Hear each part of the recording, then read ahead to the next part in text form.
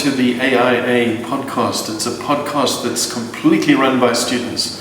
I'm very proud to say that the students are taking the initiative outside the curriculum and doing absolutely fun things with it. Please encourage the students as you watch it and give them your likes and thumbs up as you go through it. Thank you. Good morning everyone.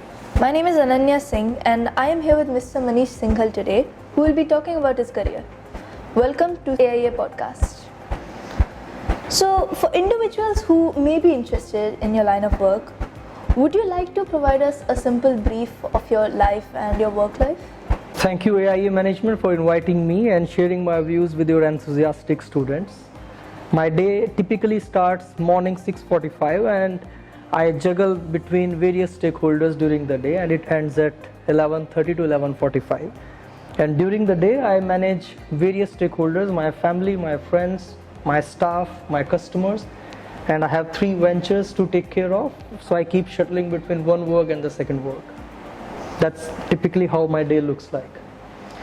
And could you give us a brief about your work, like your career? What do you do? I am into solar photovoltaic business and also into the social sector. So one company focuses on providing skills to the underprivileged students from rural India, and we impart skills to them into the energy transition and look for the job opportunities. The second venture is working on the digital technologies, wherein we leverage digital technologies to reduce the cost of solar PV adoption worldwide. So you've been deeply involved in the ESG sector, like if I'm correct.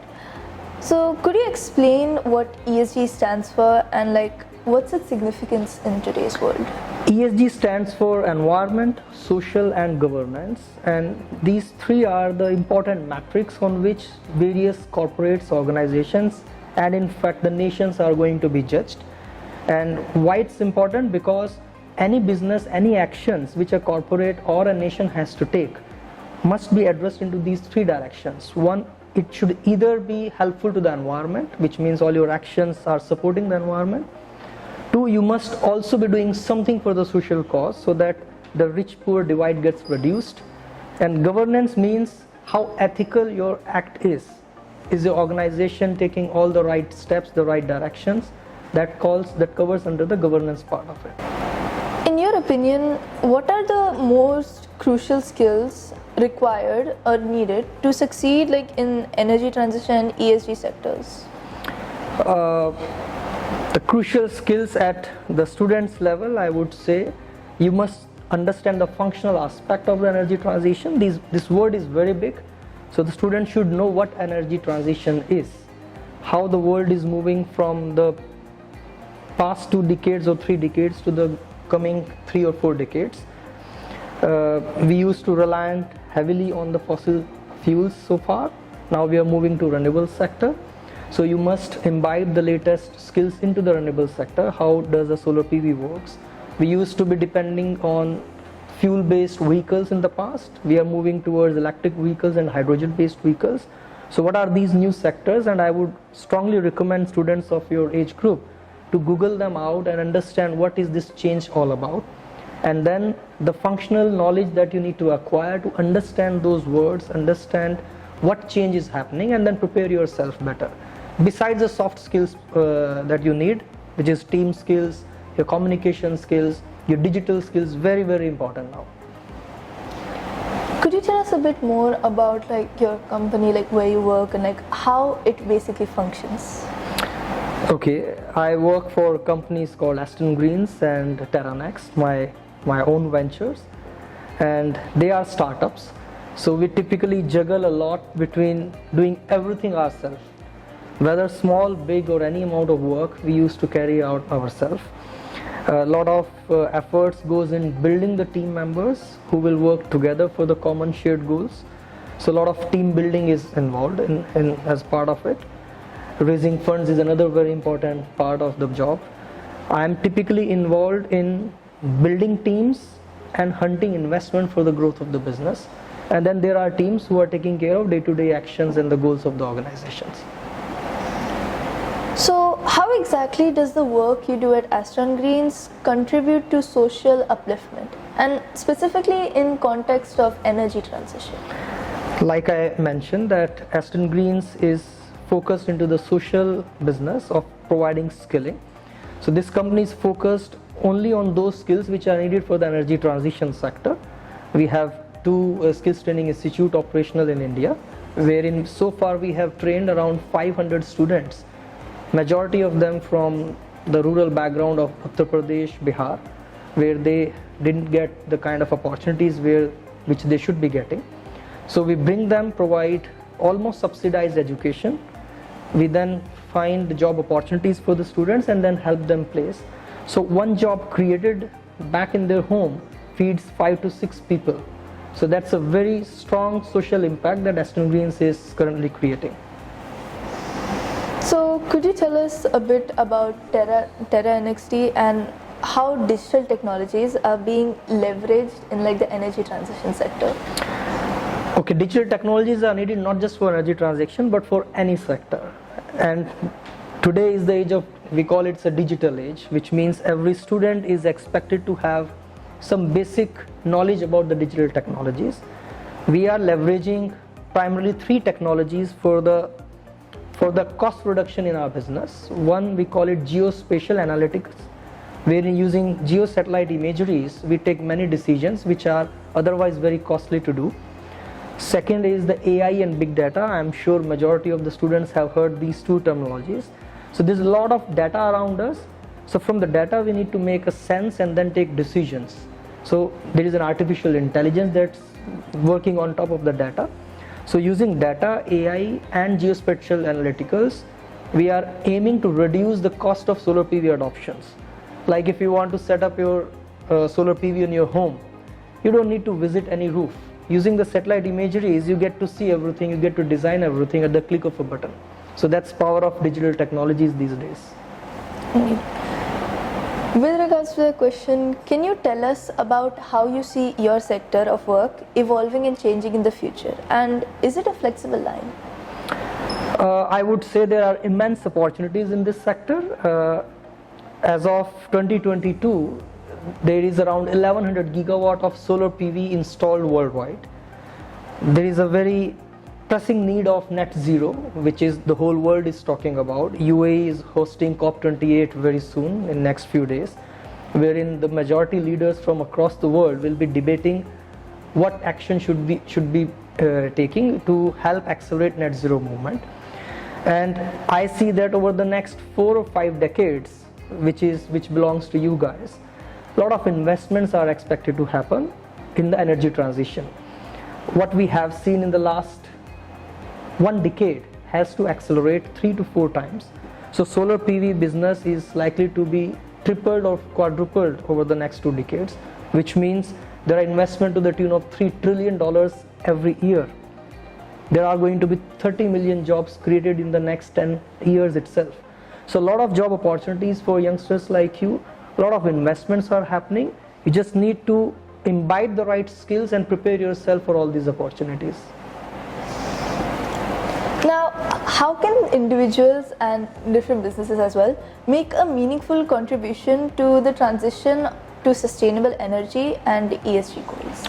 All of us can make a contribution, and it starts from the choices that we make, the choices that you make, what you buy. You need to be mindful that whatever you are buying should be less carbon intensive. And when I say less carbon intensive means anything around us, when it gets manufactured, it uses energy, which means there's a lot of carbon dioxide being injected into the atmosphere. So the choices that you as students make in your day-to-day life makes a lot of contribution. It's a common goal. We all are responsible to reduce our carbon footprints.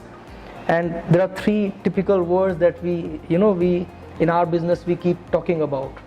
Reduce, so whatever you consume you must reduce it.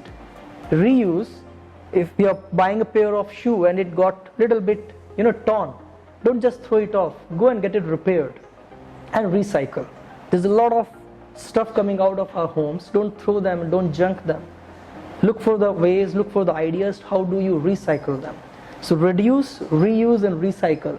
And I request all the students who are listening to this podcast, please start taking these actions consciously, because our future lies in your hand. I love what I'm doing and I chose what I'm doing.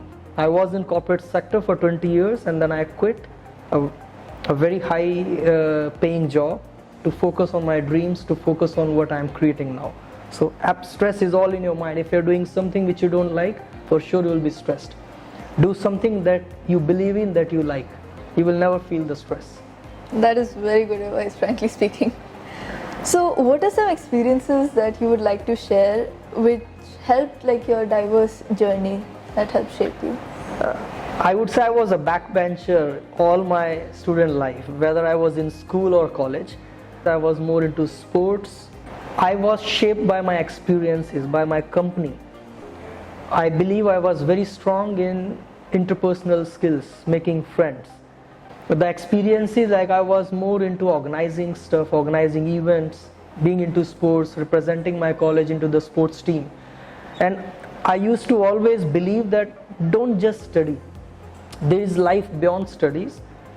Do average, above average in your studies, and whatever time that you save, utilize that time to build skills that are required around the studies, around your education. And those skills are networking skills, interpersonal skills, the skills to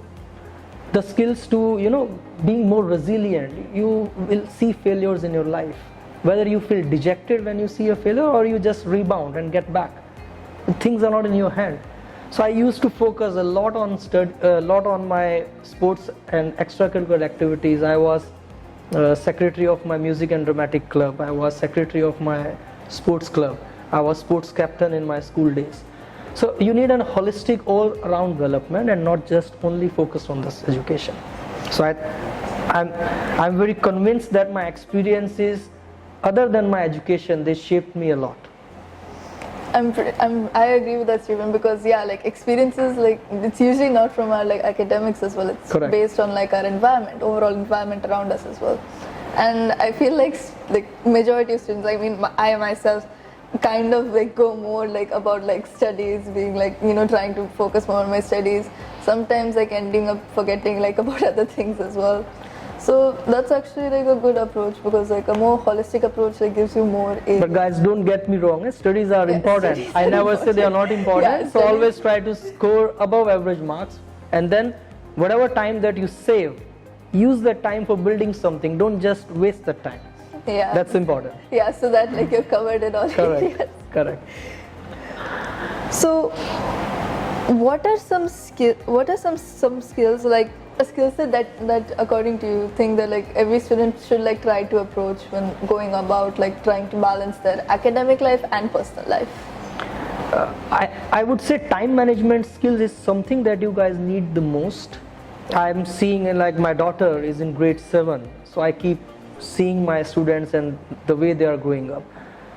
They tend to be distracted at times. So you need to consciously try to build your focus, maybe do meditation, 15 to 20 minutes, calm your mind, reflect what is your goal, what is it that you are chasing, and then work around it. So when you focus more, you will imbibe time management skills automatically. And the second most important skill is the resilience. You are in student life. You can't win everything. Okay, you will see your peers winning some laurels, winning some awards, which you may not. So don't feel dejected. You may have certain other skills that you can leverage, and maybe you can excel in other field. So a lot of resilience is required, a lot of time management skills are required. And for sure, whatever sector or subject that you want to excel in, read about it. You have technology at your fingertips now. In my days, there was no Google. We used to struggle to find our answers. Today, you have answers on your fingertip. But be careful, there are so many wrong answers as well, so you need to find the right answers through those technologies. So, according to you, like, what do you think is the key to stress management, especially for students dealing with workload at school? Because like time management is like kind of important, but at times like even when we manage our time, it's still like the stress still ends up like getting to the students. Okay, now I'm at 42 years of age. You may sound like I'm too old, but I would suggest don't take stress, because if whatever problem that you are dealing with, if it has a solution, you will find it. So why to worry? If it doesn't have a solution, why to worry? It's not in your hand. So most of the times we fail to understand that certain things, certain situations are not in our hand. So just remember that whether it is in your hand or not, if you can do something about it or not. If you can do about it, do it. So why stress? If you can't do anything about it, let it go, don't stress. As simple as that. Yeah. The stress will come to you, but the key to management is knowing what the situation is and whether it's in your control or not. Yeah. We typically get stressed about those situations which are not in our control. So let it go. Yeah, Relax. like being honest, like even I kind of like end up doing that at times, but then like it's until like I realize that like maybe if it's like not in my hands, so maybe just not worry about Absolutely. And I request all the parents also, don't put your kids, your wards under huge pressure of expectations.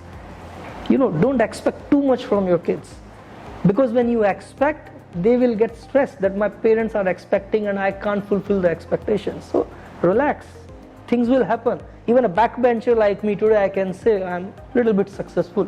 So anyone who is doing better in their studies, they will eventually be successful. So I feel like that's proper like for students as well, because I feel like some majority of times, sometimes even though the parents are just doing it like because they care about their like children and they just like want what's best for their children. I myself understand, because like I know that like all of us like have loving parents who are like doting and care about Correct. us. So sometimes at times when the expectations are a bit high, so that ends up like stressing the students. Like some of my friends as well, like in my apartment, some of my friends as well, like they end up getting stressed until like they talk it out, so that they're also able to understand like a medium between like parents and children. Absolutely. So what would be your advice for students who are struggling to decide their career path? Because well, currently like I'm in 10th, so this is kind of a moment where I need to like select like my subjects beforehand itself, like for my diploma. Okay, I will give an advice which I believe is best for me. My advice to you as youngsters, talk to few people, don't just speak with one. Speak with 3, 4, 5 diverse audiences, diverse people. Listen to them, their advice, and then act what you believe is right for you. People will give advice. Giving advice is very cheap. You by the age of 10th grade, you will know what you want to do. But my simple advice to all the students is, try if possible and stick to mathematics as a subject. Have mathematics on your side, because there are a lot of possibilities in future which are enabled when you know the mathematics. And besides mathematics, fulfill any dream. If you want to be a chef, go and aim for it. If you want to be a designer, go and aim for it. But mathematics is something that will save you if you end up not excelling well in your chosen career. So have mathematics on your side, and then whatever you want to do, just try for it. Yeah, because like majority like of like areas here like today, they do require mathematics. Like how like in business as well, like when you're creating like budget plans and stuff like that, you also require mathematics there as well. And even if you're a teacher, even there you require Correct. mathematics at times. Correct. So Mathematics is important. yeah, so there's like an ongoing rise in like need for excellency in like all aspects, like be it cooking, or be it maths, be it subjects, be it sports as well. So do you have any thoughts on how this may like affect like us, like youngsters, like as the future earners? Can you help understand this question once again? Yes. So like basically, since like there is a rise in competition and there's like a need for excelling in all like areas or Okay. aspects of life. So how do you think that would affect us? Because like we're the future generation, then like later on we're also going to have our careers, we're going to have our jobs. Correct. So how do you think that aspect is going to affect us? See, competition is there in everyone's life. Okay, it's up to you. What do you see as a competition? Do you see your peers as a competition within your class? Do you see students from a different school as a competition, which means you consider your school as one entity and then you want to compete with another school? Do you see your city and competing with another student in another city as a competition? do you want to see yourself as a student of a nation competing with student of another nation? The competition is all in your eyes, and my simple answer to you is compete with your previous day. As simple as that. Whatever you were yesterday, you should aim and try and strive to be better than yesterday. Then every day you are improving. So you are competing with yourself, what you were previous day versus what you will be the next day. And just focus on it. If you focus more on competing at your peer level, it may bring, some not so great experiences. Yeah, so like unwanted enmity. Absolutely. So help your peers, let them grow. I call it as a positive competition. There are two ways to competing. One, you pull your peers down and then try to step on them. Second, you enable them to move forward and then compete with them. That's a positive competition. And it's very challenging and very tough. Yeah, I agree with that statement, because majority of times it sometimes happens that when your friends end up pulling you down, so you feel like... So don't do that, because at the end, at the age of 65, when you have lived all your life, what you will crave is to have those few friends around you. Rest everything else becomes immaterial. Indeed. So what were some motivational factors for you that helped you continue and keep going at all times? Because based on what you said about being more in organizing events, I'm pretty sure that since in every aspect of life we usually have challenges, so what are some of the motivational factors? For me, my motivation is my passion to achieve something. I set a goal and then I must achieve that. So I keep seeing that this is what I set as a goal for myself, whether I have achieved or not. And until I achieve it, I don't sit quietly, I don't sit relaxed. And if you speak with my better half, my wife, she will vouch for this. She will say, Manish, if you want to do something, you will aim anything and everything to achieve that. So endless thirst to achieve what you want to achieve is something very, very important, and that motivates me. I feel like that's something which is also important in today's life, especially with the increase in technologies as well. So different aspects also coming. We have new aspects as well. At times now digital sector is also here. So that's a new rise in fame. So that. Correct. So and motivation is different for different. Some people seek internal motivation. Some people seek external motivation. So were there any subjects apart from hosting events and stuff like that? Do you feel any subjects from your school had helped you for achieving your career or something like that? And if so, could you just name them? I would not say any subjects, because I was not so great in studies until certain standard, but I was very good with my friends. And today in corporate career, if I reflect back, your ability to make trust-based relationships is extremely important. We all interact with people around us. You will always see that this guy is trustworthy and this guy is not trustworthy. So your ability to invoke trust in relationships is extremely important, because when you deal and interact with someone, they must see you as a very genuine person. They must feel that if you are talking something, you mean that talk. Because many a times people say something, they think something else, and they act something. So it's so if all these three things are in sync, you will build trust-based relationships, and that's the biggest success factor for anyone around us. I feel those relationships are sometimes kind of hard to make at times, because not only do they take time, but then it requires a mutual trust between each other, a mutual respect as well for each other. So how is your profession relevant to current times according to you, with the rise in environment, sustainability and everything, and transition from fossil fuels to more renewable energy? I would say it's the most relevant, and I'm lucky that I could expose myself to this world of renewable energy. As I mentioned, that there is a net zero goal that the whole world is chasing, which is basically to restrict the temperature rise of the earth within 1.5 degrees Celsius. And this goal is for our survival. It is for the survival of the next future generations. So I'm into a sector wherein I will get a satisfaction that all my actions are basically saving the future generations from the perils of climate change. A lot of opportunities, the investment I mentioned in the past, it's going to accelerate big time.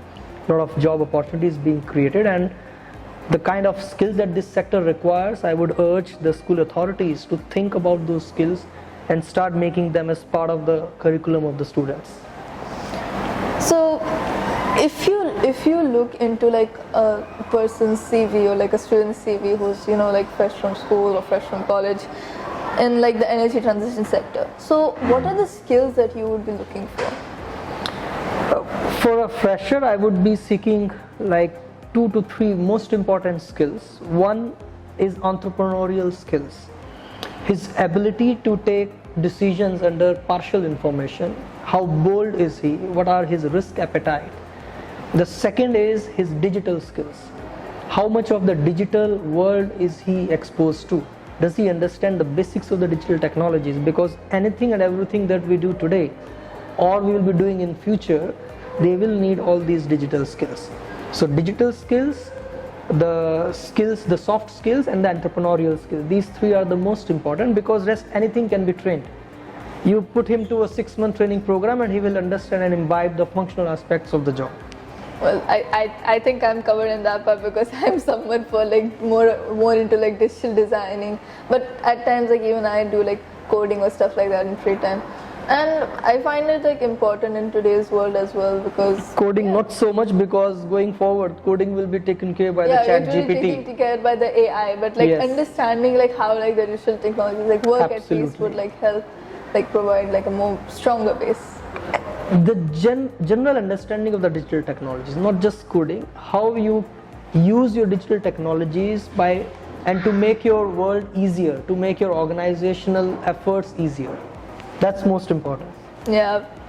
So what are some skills that you think schools like should like give or like impart like to students for like in today's world, like how they're going to like go ahead in their career? The most important suggestion that I would like to give to the school authorities is to expose students to practical skills. Like, we are driven by theory all around. You are in a very comfortable environment, you have air conditioners working. Go and sweat out in open, work with your hands.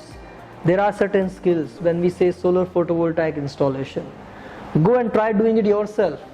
See and learn the skills by doing it, not by reading or by studying it. Because when you do go and test on the tools, so then it like helps health scanning, you, you can like feel it. So a right mixture of skills must be incorporated into the education. And here I would like to talk about little bit about the National Skill Mission of India, wherein the skills have been integrated into the educational stream. So right from the 6th grade onward, there are certain skills that the student is supposed to be learning besides their normal education. You never know whether you will be good in skills or good in education as you grow. So imbibe the right mixture of skills into your education, focus on the digital technologies and the new future generation technologies like AI, 3D printing, which I know Ambassador International Academy is already focused a lot. Yes, indeed. We've had like some of our students have also like made few projects before as well, gone for like first Lego League competitions. I myself like was part of it in my previous school. So over there like we had to make like models all the way from 3D printing. So all the way from the basics, no one knew anything. We learned it from the basics, and in like 3 months time we were able to create a fully functioning model of like the house and like how it works. So if you have like any final advice or thoughts like for students, so we would love to hear them out. Okay, my advice to the students is live life. Don't take it so seriously. Number 1. 2. Focus on your soft skills. Along with education, your soft skills are extremely important. Time management skills, your organizational abilities. So participate in any opportunity that will expose you to working with the teams, organizing some events, because these events bring out the best in you. Studies will happen, education will happen, but this time the school time or the college time will never come back again. So live your life fully. That was a very informative session. Thank you, Mr. Manish, for being with us here. Frankly speaking, even I learned certain aspects which I thought that I knew them right, but then seems like I was at times maybe I was a bit distracted. But thank you. I feel like this will be very informative. Thank you for hosting me as well. Thank you very much. And thank you, viewers, for watching this episode. Please stay tuned in for the next episode of AIA Podcast.